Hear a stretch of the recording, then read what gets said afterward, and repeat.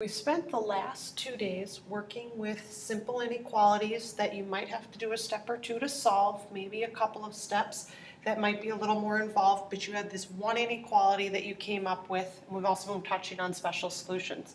We're going to get into compound inequalities the next 2 days, and what a compound inequality is our two inequalities that are joined by either the word and or the word or.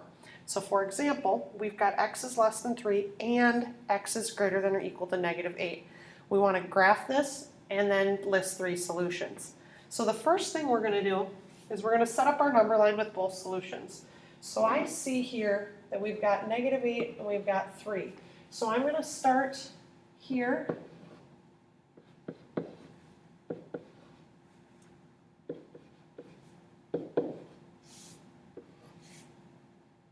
Oops, and I apologize, we're going to renumber here because turns out we need a little bit more space. My bad, so we'll go here, -8 here.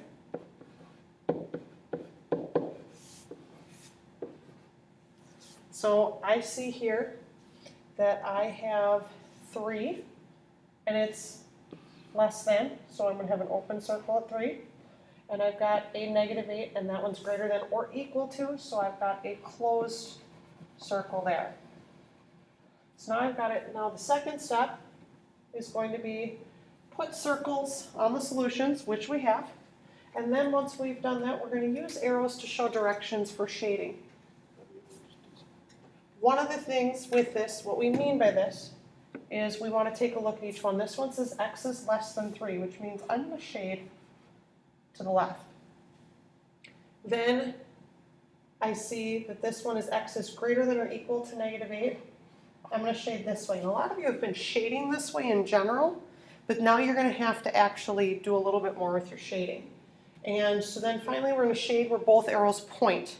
We see that while this one here does actually go this way beyond, and this one here does go beyond this one, we need, because it says and, it means we have to have both of them. So we're going to shade, and I'm going to use a highlighter because it comes in handy. I'll be having it on the blue.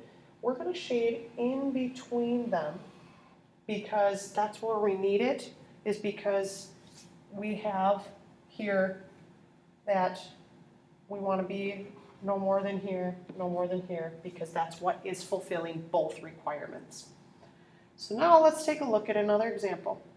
We have here y is greater than 5 and y is less than 9. So the first thing we're going to do is number our number line. So I see I have to go between 5 and 9. So I'm going to put 5 here, and I'm going to go 6, 7, 8, 9. And I'm just spacing them out so we have a little bit nicer spacing on it. Now they're both strictly less than and greater than, so we're going to have open circles at 5 and at 9.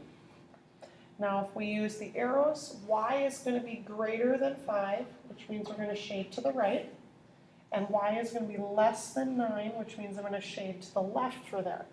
That means when I get my highlighter, I'm going to go ahead and highlight in between them.